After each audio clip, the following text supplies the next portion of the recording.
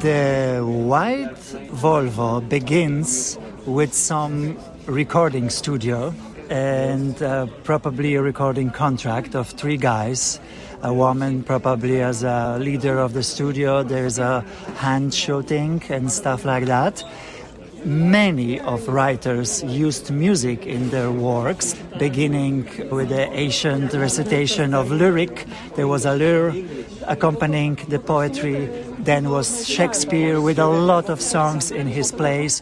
Then was, of course, Joyce with a lot of quotations of his beloved operas. And you also composed music to your book, A Man of Many Talents.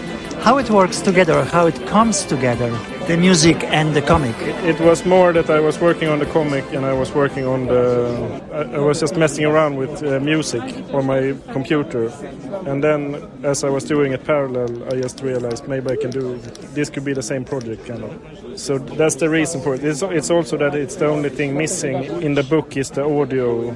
Like you have all the visual, you have all the storytelling, but it's the music part of it, like the soundtrack, the scoring of it. And it was just, it's mostly like a fun thing, like a bonus. It's not super serious, and it's not really, because I only printed 200 of them and they're only on cassette.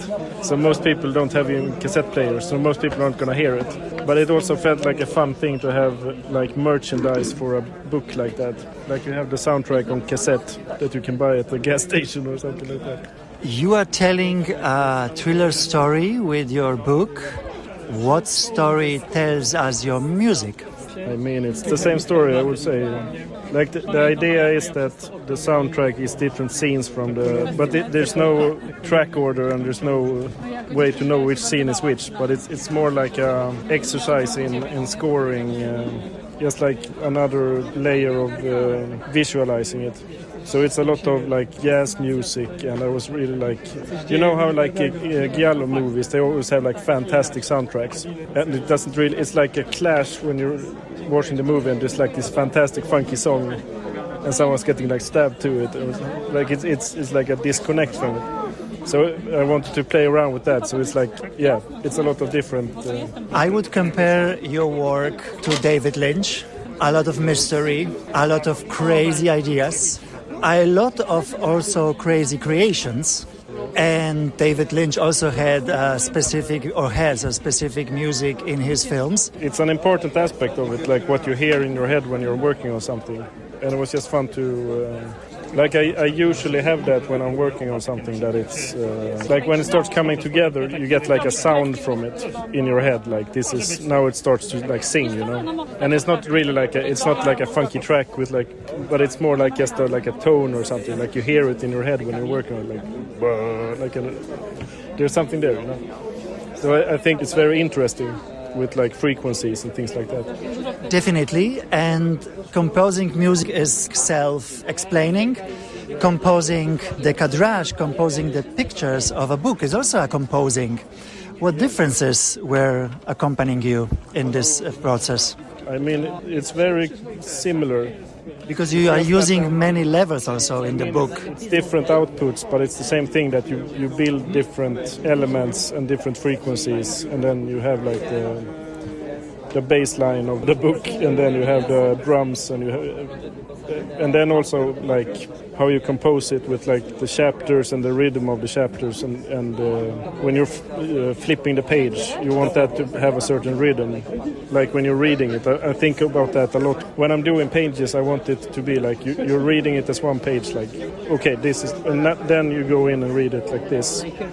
But you can also read it, and also how the spread works.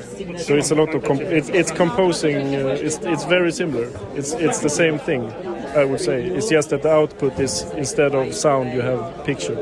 If you remember, we spoke about spa, your previous book, and I was asking you if you like spa, if you go to holidays for relaxing and stuff like that.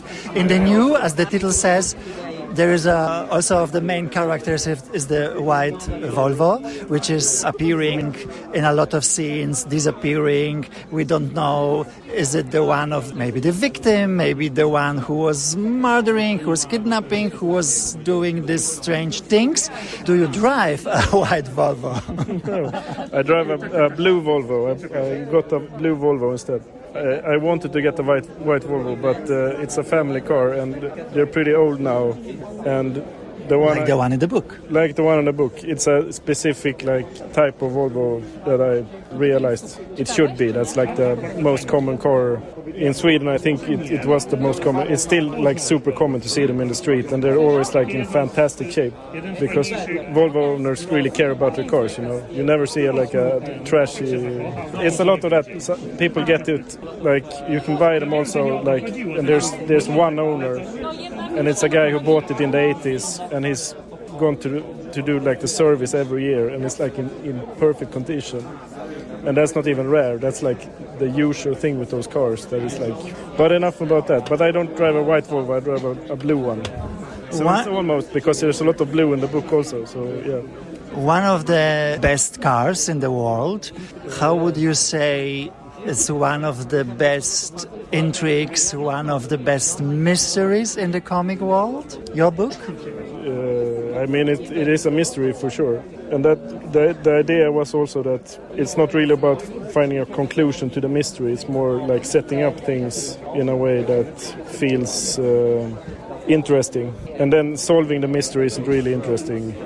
Not to spoil it, because there is a resolution to the book, and there's Yeah, that's why I'm also so very, very careful with my questions. Yeah, no, you don't want to spoil too much, because it's meant to be a ride, And it's always hard when you have to write the back of the book what it's about, because usually you have no idea what to put there, because you only want people to open the book and then read it. Because when you start to try to boil it down, then you have to it's about this and it's about that, and then people expect that when you open it, and then you can't really mess with them, because then they have expectations for it, and it's I have to work on that because you want a really dry back of the book, and then you open it and it's I wouldn't say we should work on that, because I think Umberto Eco was the creator of the idea of the open work, and your work like Spa and this one are open too. We don't know what's behind, so exactly we can have our own interpretations, and we can have our own endings. We can tell the story to the end in our heads. That's a specificum, I think, of your writing, no? It's turned out like that, sure.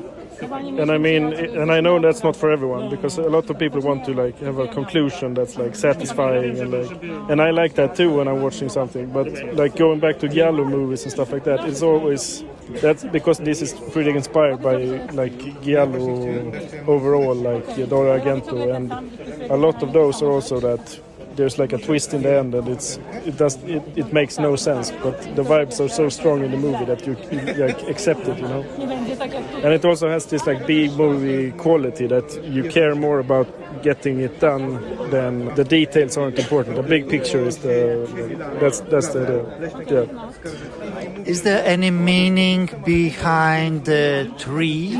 Let's say the three persons, which is appearing very often. Yes, exactly. And also sometimes also the frames. It's three, or you have one big one in the middle, and then you have two tins on the sides of the big one. Is there something about the tree mystery? It's also in a numerology a very important number. Yeah, it's a theme. I just started. I like three, so. It's also with a team in the book. I was how many should it be? And three is pretty good. Yeah, so then it's also going back to music, composing. Then if you have that number, you can always use that. How many of these these characters? Then I can have three of these, and I can have three of these. I probably had some more philosophical thing with it, but I don't remember it now. If it was Christianity, the three, the Trinity is called, yeah, stuff like that. We have a hat, we have a cat, we have a car, also three letters, no? There's also this, and we have the big explosion in the beginning. With it, everything else starts.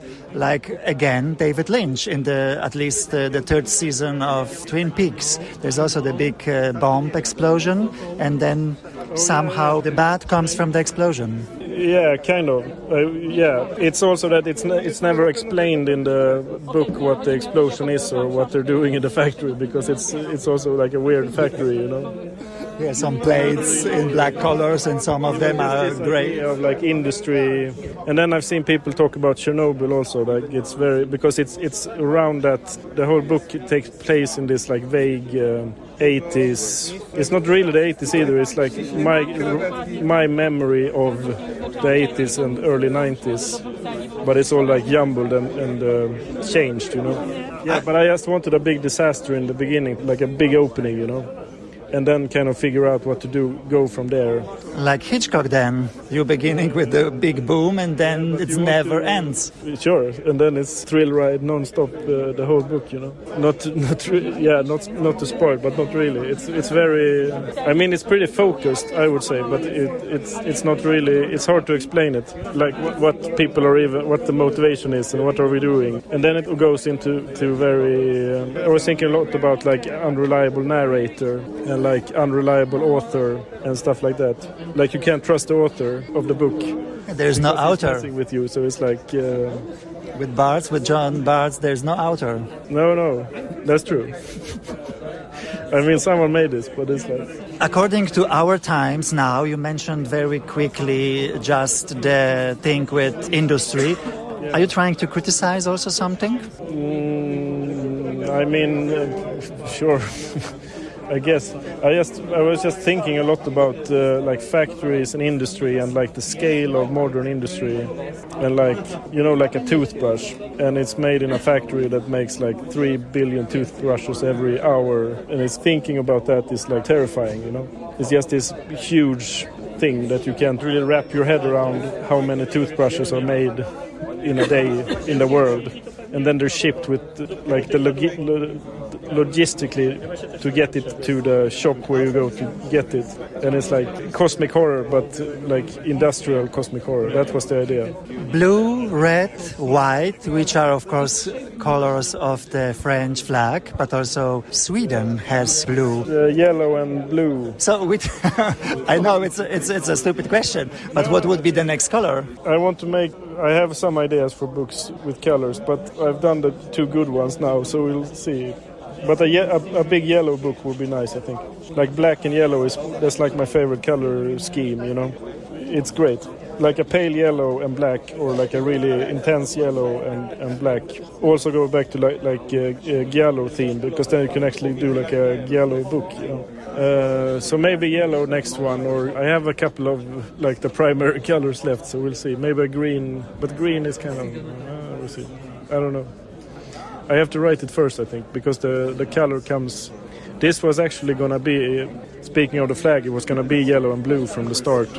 But then when we tested it, like it loses a bit of the punch of the... It was going to be like an off-white and a blue, so it's the Swedish flag. But then it didn't really work on the page, and then we decided to use white instead.